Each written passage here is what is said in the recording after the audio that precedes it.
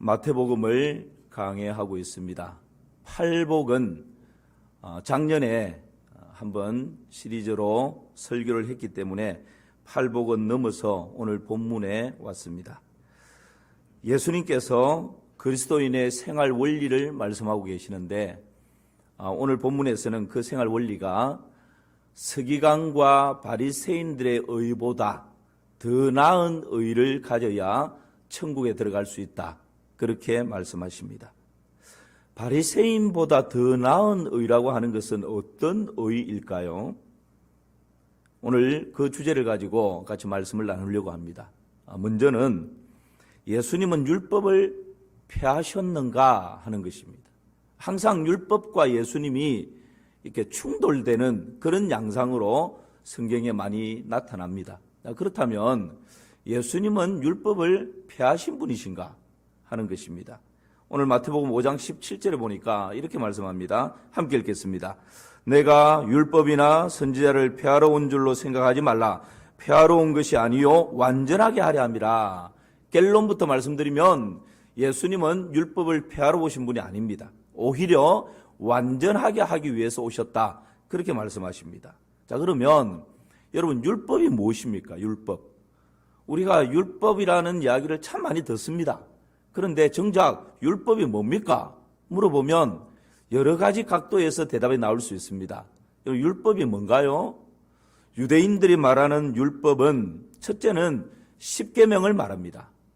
그리고 둘째는 모세오경을 말합니다. 이런 모세오경은 뭡니까? 창세기, 출애굽기, 레위기, 민수기, 신명기 요 5건을 모세가 기록했다 해서 모세오경이다 그렇게 말합니다.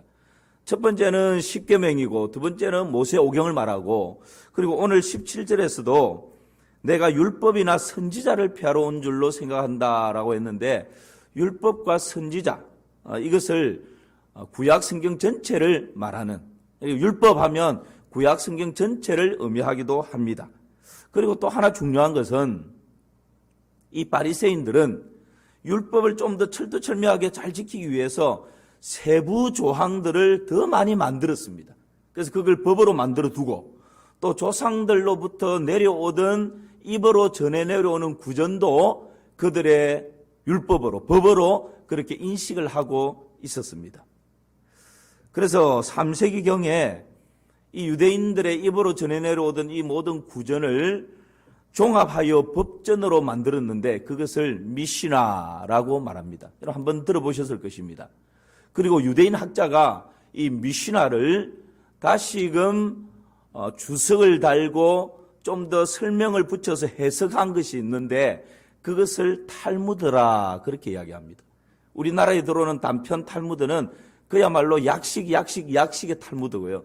본래 미시나를 주석하고 해석해서 만든 탈무드는 예루살렘 탈무드라고 하는데 무려 23권의 책으로 그렇게 만들어져 있습니다. 어쨌든 이 율법이다라고 하면 그냥 십계명만을 말하는 것이 아니라 모세오경도 포함되고 선지서를 포함해서 구약 전체가 포함되기도 하고 거기에다가 이들이 세부 조항으로 만들어 놓은 규칙도 포함되고 조상적부터 내려오던 구전도 다 포함이 된다. 그렇게 인식을 하시면 좋을 것 같습니다. 자, 그러면 이 바리새인과 서기관들은 예수님을 율법을 폐하는 분이다. 율법을 파괴하는 분이다. 그렇게 생각을 하고 실제 그렇게 정죄하고 판단을 했습니다. 왜 그랬을까요? 예를 들면 이런 것 때문에 그렇습니다. 예수님이 안식일을 범한다라고 생각했습니다.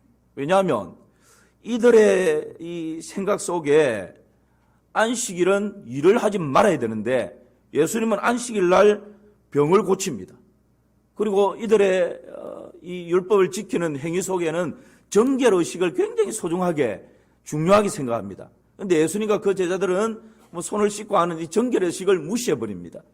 그리고 이 바리새인들은 자신의 거룩을 지키기 위해서는 세리라든지 죄인이라든지 당대의 죄인으로 취급받았던 그런 사람들을 가까이 하면 안 됩니다. 오히려 멀리하고 구별되어져야 됩니다. 그래야 거룩을 지켜나간다 생각했습니다. 그런데 예수님을 보니까 오히려 그냥 세리를 찾아가고 함께 먹고 마시고 죄인들을 찾아가고 죄인의 친구라 그러고 건강한 자에게는 의원이 쓸데없지만 병든 자에게는 의원이 쓸데있다 그러면서 그들을 가까이 하는 이런 모습을 보면서 바리새인들 눈에는 예수님이 율법을 폐하고 있고 율법을 파괴하고 있는 분으로 인식될 수밖에 없었던 것이죠. 그래서 예수님을 율법을 폐하는 자다 그렇게 정죄하고 판단했습니다. 그런데 오늘 예수님은 뭐라 말씀하십니까? 여러분 다시금 17절과 18절로 넘어갑시다. 17절 18절 우리 같이 한번 읽어볼까요? 시작.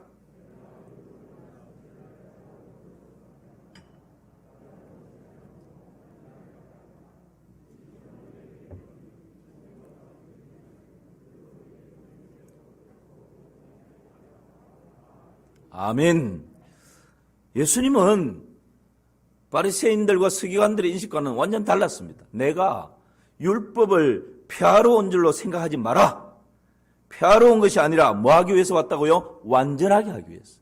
여기서 완전하게 한다라는 말은 성취한다, 완성한다, 끝맺음을 한다 그 말입니다. 여러분 우리가 뭔가를 열심히 일을 해놓고 뭔가를 열심히 만들어 놓고 마무리가 안 되면 완성된 겁니까? 안 된 겁니까? 안 된 거예요. 예수님께서는 오히려 율법을 끝마무리하는, 완성하는, 성취하는 그런 분으로 오셨다. 그리고 율법의 1.1획도 없어지지 않는다. 그렇게 오히려 더 율법을 강조하고 계십니다. 여러분 예수님께서 어떻게 율법을 완성하셨습니까? 자, 제가 묻습니다. 예수님께서는 율법을 폐하러 오신 분이 아니고 완성하러 오신 분인 줄 여러분 믿습니까? 예수님이 율법을 완성했습니까? 아멘이죠. 여러분 어떻게 예수님이 율법을 완성하셨나요? 이 율법을 내용을 가지고 분류를 하면 세 가지로 내용을 나눌 수 있습니다. 하나는 도덕법이고 하나는 재판법이고 하나는 제사법입니다. 이 세 가지를 율법의 내용을 가지고 나눌 수 있는데요. 예수님께서는 이 세 가지를 정확하게 완성하십니다. 먼저 도덕법은 10계명으로 압축될 수가 있습니다. 우상 숭배하지 마라, 살인하지 말라, 도둑질하지 말라, 간음하지 말라. 이런 이제 윤리적인 이런 부분들이 도덕법이라고 할 수 있죠. 예수님께서는 이것을 어떻게 완성하셨습니까? 예수님은 도덕법에 완전히 순종하심으로 완성했습니다. 사람은 죽었다 깨어나도 이것을 100% 완벽하게 완성할 수가 없습니다. 지켜낼 수가 없습니다.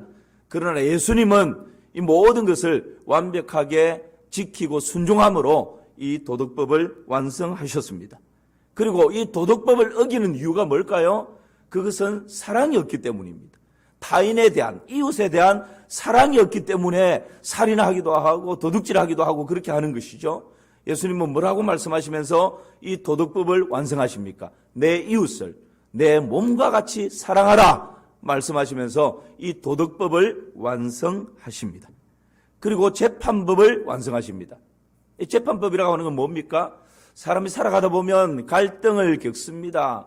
네가 옳고 내가 잘했고 잘못했고 서로 싸우기도 합니다. 다투기도 합니다. 그때는 재판에 따라서 누가 옳고 그름을 판결해야 합니다. 그래서 레위기에 보면 이 재판에 관한 규례들이 많이 나와 있죠. 그런데 우리 예수님께서는 어떻게 재판의 기준을 제시하십니까? 율법은 재판의 기준을 문자적으로 적용하는 것으로 재판의 기준을 삼았습니다. 그러나 우리 예수님은 문자적인 적용이 아니라 신앙 양심의 본질적인 것을 재판의 기준으로 삼으시면서 이 법을 완성하셨습니다. 그래서 예수님 뭐라 말씀하십니까? 직접 칼을 들고 목을 졸라서 사람을 죽이는 것만이 살인이 아니라 형제를 보고 욕하는 사람도 이미 살인했다라고. 형제를 보고 분노하면 이미 살인했다라고. 여인을 직접 탐해서 간음하는 것이 간음이 아니라 이미 여인을 보고 그 내면에 신앙 양심에 음욕을 품으면 이미 간음한 것이다. 여러분 예수님께서 이런 내면의 본질적인 신앙 양심을 재판의 기준으로 삼으시면서 이 법을 재판의 법을 완성하셨습니다. 또 하나는 제사법입니다. 구약의 사람들은 자신의 죄를 속하기 위해서 제물을 잡아서 그 피로 제사를 드림으로 속죄함을 얻었습니다. 이것은 참 제물이 되실 예수 그리스도를 그림자로 보여주는 것이죠. 그러나 우리 예수님은 동물의 피로 아니하고 단번에 자신의 피로 영원한 제사를 드림으로 이 제사법을 완성하셨습니다. 그래서 예수 그리스도 안에 있는 자에게는 결코 정죄함이 없는 것입니다. 할렐루야.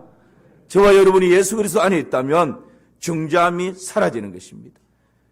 구약의 제사법은 이제 더 이상 효력을 발휘하지 못하는 것입니다. 왜요? 예수님께서 단번에 십자가에서 그 제사법을 완성하셨기 때문에 그렇습니다. 레위기 17장 11절에 보면 육체의 생명은 피에 있습니다. 피가 내가 이 피를 너희에게 주어 제단에 뿌려 너희의 생명을 위하여 속죄하게 하였나니 생명이 피에 있으므로 피가 죄를 속한다. 그렇게 말씀하십니다. 베드로전서 1장 18절 19절에서는 너희가 알거니와 너희 조상들이 물려준 헛된 행실에서 대속함을 받은 것이 아니요 오직 흠없고 점없는 어린 양 같은 그리스도의 보배로운 피로 대속함을 받은 것이라고 분명히 말씀하고 있는 것입니다. 예수 그리스도의 보배로운 피로 여러분 이 모든 도덕법과 재판법과 제사법을 완전히 완벽하게 성취하셨습니다. 이것이 예수님의 율법을 완성하신 방법입니다. 그래서 로마서 10장 4절에서는 이렇게 말씀하고 있죠. 우리 같이 한번 읽어봅시다. 시작. 그리스도는 모든 믿는 자에게 의를 이루기 위하여 율법의 마침이 되시니라. 아멘. 그리스도 예수는 율법의 뭐가 됐다고요? 마침. 율법을 완전히 마무리하는 그런 분이 그리스도시다. 다른 말로 하면 율법을 성취했고 율법을 완성하신 분이다. 그렇게 말씀하고 있는 것입니다.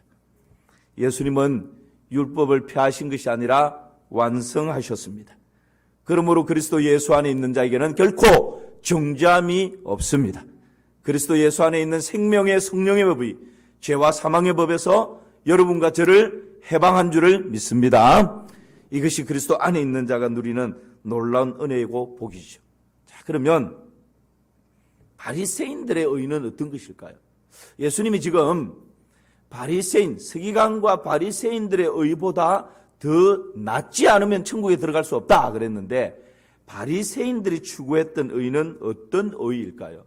오늘 20절 말씀 같이 한번 보실까요? 20절입니다. 시작. 내가 너희에게 이르노니 너희 의가 서기관과 바리새인보다 더 낫지 못하면 결코 천국에 들어가지 못하리라. 서기관과 바리새인들이 추구했던 의는 결론부터 말씀을 드리면 율법을 완벽하게 완전하게 지킴으로 얻을 수 있는 의를 말합니다. 그러니까 이 율법을 좀 더 완벽하게 지키기 위해서 세부 조항을 만들고 내가 노력하고 땀 흘리고 애쓰고 수고하고 나의 행위를 통해서 나의 공로를 통해서 그렇게 율법을 지켜내면 그때에 의롭게 된다라고 하는 것이 이 바리새인들이 추구했던 의였던 것이죠. 그래서 이들은 구약의 율법을 순종해야 될 계명 248개 그리고 금지해야 할 계명 365개 합해서 613개의 계명을 만들어서 그러니까 성경에 나와 있는 것 말고 굵직굵직하게 이것을 만들어서 구체적으로 지키려고 했던 또 여기에서 더 세부적인 조항을 더 많이 만들어서 율법을 지키려고 했던 그런 사람들이 바리새인들입니다. 왜요? 이 율법을 이렇게 지켜내지 못하면 의인이 될 수 없고 의인이 되지 못하면 천국에 갈 수 없으니까 나름대로 목숨 걸고 율법을 지키려고 그렇게 애를 썼던 것이죠. 예를 들면 안식일에 일하지 말라 말씀했습니다. 성경에서. 그런데 안식일을 더 잘 지켜보려고 하니까 아니 일하지 말라라고 하는 기준이 애매합니다. 여러분 안식일에 일하는 것과 일하지 않는 것 차이가 뭘까요? 그래서 거기에 이제 구체적으로 세부 조항을 만드는 것이죠. 안식일에 예를 들면 안식일에 짐을 옮기는데 이 짐을 가지고 실내에 있는 대로 옮기는 것은 일하지 않는 것이고 이 짐을 가지고 실외로 들고 나가는 것은 일하는 것이다. 안식일을 범하는 것이다. 그리고 안식일 날 사람이 길을 가야 되는데 몇 메다 이내로 가는 것은 안식일을 지키는 것이고 그 거리를 벗어나는 것은 안식일을 범하는 것이다. 이런 조항들을 구체적으로 막 만들어 놓는 것입니다. 또 실제 이 규칙에 보면 그런 게 있습니다.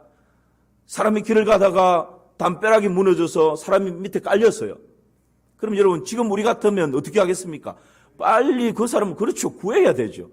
내 힘으로 안 되면 119를 부르든지. 생명이 더 중요하지 않습니까? 그런데 이 유대인들은 안식일 날 일하면 안 되니까 이 담벼락을 치운다든지 이렇게 할 수 없는 거예요. 그러니까 사람이 죽었는지 살았는지 확인을 하고 살았으면 안식일에 끝날 때까지 그냥 그 상태 그대로 기다리라고. 인내하라고.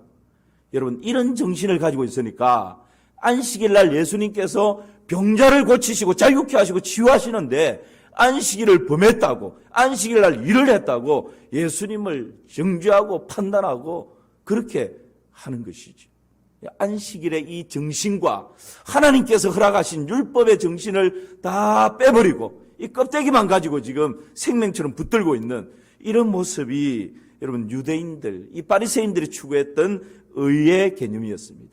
그래서 서기관과 바리새인들의 의를 세 가지로 요약하면 이런 의입니다. 여러분 바리새인들의 의는요 형식적이고 외식적인 의였습니다. 마태복음 23장 25절 말씀을 같이 한번 보실까요? 같이 읽습니다. 화 있을진저 외식하는 서기관들과 바리새인들이여 장과 대접의 겉은 깨끗이 하되 그 안에는 탐욕과 방탕으로 가득하게 하는도다. 예수님께서 이 바리새인들을 향해서 외식하는 서기관들과 바리새인들이요 이 외식이라고 하는 말, 이 말은요 이 가면을 쓰고 연극을 한다 그런 말입니다. 정말 나쁜 사람이에요. 아주 나쁜 의도를 가지고 있는 사람입니다. 그런데 천사의 역을 맡았어요. 배역을. 그러면 천사의 옷을 입고 천사의 가면을 쓰고 그 무대 위에서는 천사처럼 말하고 천사처럼 행동합니다. 앉아있는 관객들은 와 천사로 보이는 거죠. 그러나 그 속에는 가면을 벗고 나면 옷을 벗고 나면 그 사람의 일상을 들여다보면 그 사람의 속을 들여다보면 구더기가 버글버글한 것처럼 그런 흉악한 죄인인데 겉으로는 그 천사의 배역을 맡았기 때문에 그렇게 비춰지는 것. 이것이 바로 외식입니다. 바리새인들이 추구했던 의가 바로 이런 외식하는 의였다라고 거짓으로 속이는 그런 의였다라고 예수님께서 책망하고 계신 것이죠. 또 이들의 의는 부분적인 의였습니다. 율법을 완벽하게 지키려고 그렇게 조항을 많이 만들고 그렇게 세부적인 구정까지 조상들부터 전해 내려오는 구정까지 기억하면서 지키려고 했는데 실상은 완벽한 율법이 아니라 의가 아니라 부분적인 것을 지켰다는 거예요. 마태복음 23장 23절 말씀 보실까요? 같이 읽습니다. 화 있을진저 외식하는 서기관들과 바리새인들이여 너희가 박하와 해양과 근처의 11조는 들이되 율법에 더 중한 바 정의와 긍휼과 믿음은 버렸도다. 그러나 이것도 행하고 저것도 버리지 말아야 할지니라. 형식에 외식에 눈에 보이는 겉모양에 치중하고 그걸 붙들고 그것이 전부인 줄 알고 생명인 줄 알고 진리인 줄 알고 그것을 붙들고 지키려고 발버둥 치다 보니까 그것보다 진짜 중요한 것이 있는데 뭡니까? 내적인 것. 외형 포장보다는 안에 내용이 더 중요한데 정신이 더 중요한데 하나님이 왜 그 율법을 주셨는지 하나님의 마음이 더 중요한데 그것은 송두리째 다 없어져 버리고 이 외적인 포장만 가지고 그것이 전부다라고 그것에 도달하지 못하면 정죄하고 판단해버리고 그것을 잘 지키는 것처럼 보이면 완벽한 사람이고 의인이다라고 칭송받는 그런 부분적인 의가 바리새인들이 추구했던 의였다라는 것이죠. 형식적이고 외식적이었을 뿐만 아니라 부분적인 의였고 나아가서는 이기적인 의였습니다. 여러분 서기관들과 바리새인들의 열심으로 따지자면 오늘날 우리가 따라갈 수 없는 열심입니다. 어떻게 하면 이 말씀을 이 율법을 더 잘 지킬 수 있을까? 그 세부적인 것을 다 조항을 만들어서 그렇게 지키는데 시간이 흐르고 흐르면서 하나님의 열심이 아니라 자기 열심이 되어버렸습니다. 그렇게 하는 이유가 출발을 할 때는 하나님의 영광을 위한 것이고 하나님의 이름을 위한 것으로 출발했는데 시간이 지나다 보니까 하나님의 영광이 아니라 자기 영광이 되어버렸어요. 하나님의 이름을 위해서가 아니라 자기 이름을 위해서 지금 이 율법을 만들었고 지키고 있는 그런 모습으로 이기적인 의를 추구하는 모습으로 전락하고 말았던 것이죠. 그래서 바리새인과 세리가 함께 기도하는데 여러분 바리새인 기도를 알지 않습니까? 하나님이여 저 세리와 같지 않게 해 주심을 감사하나이다. 11조를 드리게 해주셔서 감사합니다. 금식하게 해주셔서 감사합니다. 이것은 자기 자랑이에요. 자기 의입니다. 이기적인 의이죠. 이것이 여러분 바리새인들이 추구했던 의입니다. 형식과 외식적인 의. 철저하게 부분적인 것을 전부인 것처럼 그렇게 추구하는 부분적인 의. 하나님의 영광이 아니라 자기의 영광을 추구하는 이기적인 의. 이것이 바리새인의 의였습니다. 자, 그러면 우리 예수님께서 오늘 이 바리새인의 의보다 더 나은 의를 요구하고 계십니다. 그래야 천국에 갈 수 있다 말씀하십니다. 바리새인보다 더 나은 의는 어떤 의일까요? 성탄절날 제가 설교를 하면서 요셉에 관한 말씀을 드린 적이 있습니다. 성경에서 서기관과 바리새인보다 더 나은 의를 잘 보여주는 샘플이 바로 요셉에 관한 이야기입니다. 요셉은 마리아와 약혼을 했습니다. 그런데 어느 날 들려오는 소식이 약혼녀 마리아가 임신했다는 소식이 들려옵니다. 기가 찰 노릇입니다. 여러분 이때 요셉이 어떻게 반응을 합니까? 마태복음 1장 19절입니다. 함께 읽습니다.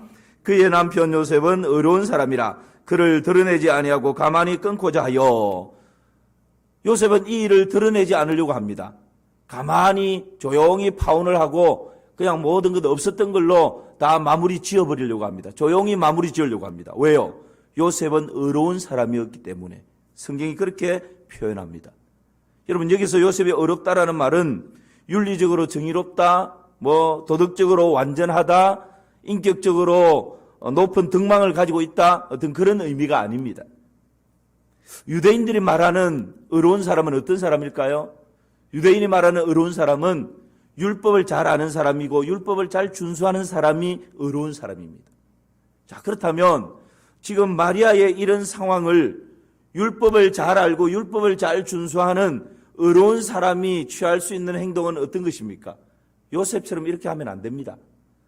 신명기 22장 23절에서 24절 보실까요? 제가 읽겠습니다. 처녀인 여자가 남자와 약혼한 후에 어떤 남자가 그를 성읍에서 만나 동침하면 너희는 그들을 둘 다 성읍 문으로 끌어내고 그들을 돌로 쳐 죽일 것이니. 결혼하지 아니한 여인이 간음의 죄를 범하면 가만히 끊어버리면 안 되고 가만히 조용히 덮어버리면 안 되고 이것을 동네방네 다 알리고 동네 사람들이 저주하고 손가락질하면서 돌을 들어서 그 여인과 가늠한 남자를 함께 돌로 쳐서 죽여야 율법을 잘 아는 사람이고 율법을 잘 준수하는 사람이고 의롭다, 의로운 사람이다 평가받을 수 있는 것입니다. 그런데 지금 요셉은 율법을 어기고 있습니다. 그러면 의로운 사람이 아니라 불의한 사람이에요. 그런데 성경은 요셉을 의로운 사람이다라고 평가를 하고 있습니다. 왜 그럴까요? 여러분 마태복음 5장 20절 말씀으로 다시 돌아가 볼까요? 우리 같이 한번 읽어봅시다. 시작. 내가 너희에게 이르노니 너희 의가 서기관과 바리새인보다 낫지 못하면 결코 천국에 들어가지 못하리라. 지금 요셉은 율법에서 말하는 의보다 서기관이나 바리새인들이 추구하는 그 의보다 더 나은 의를 추구하고 있다는 것입니다. 그래서 성경에서는 요셉을 일컬어서 의로운 사람이다라고 그렇게 평가하고 있는 것입니다. 여러분 서기관과 바리새인보다 더 나은 의, 율법이 말하는 의보다 더 나은 의는 어떤 의일까요? 율법은 그 가늠한 여인을 돌로 쳐 죽여라 말씀하는데 예수님의 의는 긍휼의 의입니다. 용서의 의입니다. 율법은 죽이는 것이지만 예수님의 의는 살리는 것입니다. 율법은 정죄하고 판단하는 것이지만 예수님의 의는 긍휼을 베푸는 것입니다. 이 예수님의 의가 더 나은 의라고 말씀하십니다. 여러분, 예수님은 십자가에서 친히 이 의를 이루셨습니다. 우리는 가늠한 여인처럼 돌에 맞아서 죽을 수밖에 없는 그러한 존재였습니다. 그러나 예수님께서 우리 대신 돌을 맞으셨습니다. 예수님께서 우리 대신 손가락질 당하고 저주 당하셨습니다. 예수님께서 우리 대신 수치와 부끄러움을 한 몸에 다 받으셨습니다. 예수님께서 우리 대신 대속의 제물이 되셨습니다. 우리가 아직 죄인 되었을 때에 그리스도께서 우리를 위하여 친히 십자가에서 죽어주셨습니다. 단 하나의 이유가 있다면 바로 우리를 불쌍히 여기는 긍휼의 마음 때문에 그러합니다. 예수님의 보혈로 우리를 덮어주셨고 예수님의 보혈로 날아오는 돌을 다 막아내 주셨습니다. 이것이 우리를 위하여서 행하신 예수님의 의로우심입니다. 그러므로 여러분, 율법으로는 의롭다 하심을 얻을 육체가 한 사람도 없습니다. 의인은 없나니 한 사람도 없다고 말씀하십니다. 율법은 오히려 우리로 하여금 죄를 깨닫게 하는 역할을 하고, 율법은 우리로 하여금 내 힘으로, 내 공로로, 내 행위로는 도저히 도달할 수 없구나 자포자기하게 만듭니다. 율법은 그래서 내 힘으로는 안 되니 구원자 예수 그리스도를 바라보게 하는, 그것이 바로 율법이 하는 역할입니다. 그러므로 로마서 3장 21절 22절에서는 이렇게 말씀하고 있습니다. 함께 읽어볼까요? 이제는 율법 외에 하나님의 한 의가 나타났으니 율법과 선지자들에게 증거를 받은 것이라. 곧 예수 그리스도를 믿음으로 말미암아 모든 믿는 자에게 미치는 하나님의 의인이 차별이 없느니라. 할렐루야. 이제는 율법 외에, 율법으로는 안 되니까, 한 사람도 도달할 수 있는 사람이 없으니까 이제는 율법 외에, 도달할 수 없는 이 율법 말고 그 외에 하나님의 한 의가 나타났다 말씀하십니다. 그 하나님의 한 의가 뭡니까? 곧 예수 그리스도를 믿음으로 말미암아 모든 믿는 자에게 미치는 하나님의 의라고 말씀하시는 것입니다.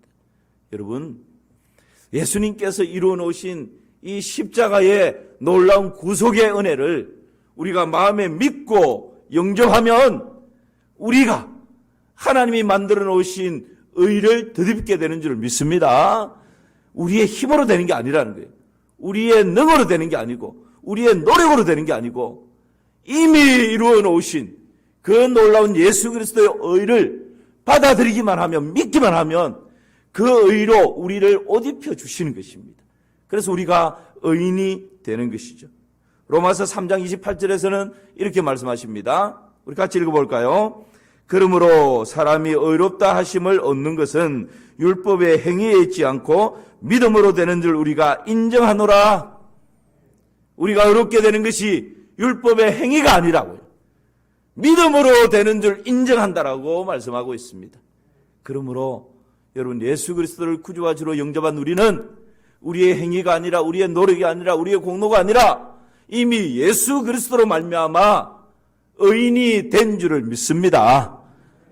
의인이 되려고 지금 노력하는 것이 아니고요. 믿는 자는 이미 영적으로 의인이 되었고 하나님의 보좌 우편에 앉힌 바 되었습니다. 여러분, 이 사실을 믿습니까? 신분적으로 이미 그렇게 된 거예요. 이것을 빼앗아갈 수 있는 사람 아무도 없습니다. 환난이나 공고나 핍박이나 기근이나 적신이나 위험이나 칼이라도 이것은 빼앗길 수 없는 것입니다. 이 의가 우리에게 이미 주어져 있다는 사실, 여러분 확신하기를 주님의 이름으로 축복합니다. 그래서 여러분, 우리는 안전한 것입니다. 오늘 말씀을 마무리합니다. 예수님은 율법을 폐하셨나요? 그렇지 않다 말씀드렸습니다. 오히려 완성하셨습니다. 예수님께서 율법을 완성하신 내용 세 가지는 뭐라고 말씀드렸습니까? 도덕법이고, 또 하나는 재판법이고, 또 하나는 제사법입니다. 예수님께서 이 모든 것을 율법을 폐한 것이 아니라 완성하셨습니다.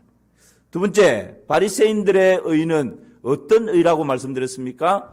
형식적이고 외식적인 의고, 두 번째는요, 부분적인 의, 껍데기를 전부인 줄로 아는 부분적인 의였습니다. 세 번째는요, 이기적인, 하나님의 영광, 하나님의 이름을 위한다라고 했지만 궁극적으로는 자기의 이름과 자기의 영광을 위하는 이기적인 의였습니다. 바리새인보다 더 나은 의는 무엇이라고 말씀드렸습니까? 오직 예수 그리스도의 십자가, 그 십자가에 이루어 놓으신 그 놀라운 구속의 사역을 그냥 나는 받아들이고 믿기만 하면 나는 모든 불의에서 의롭게 되는 의로운 사람이 된다 말씀을 드렸습니다.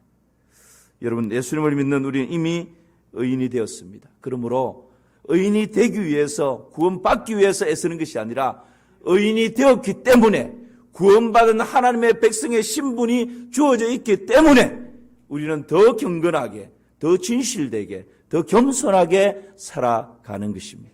할렐루야! 그런 은혜가 여러분의 삶 가운데 열매로 많이 맺혀질 수 있기를 주님의 이름으로 축원합니다.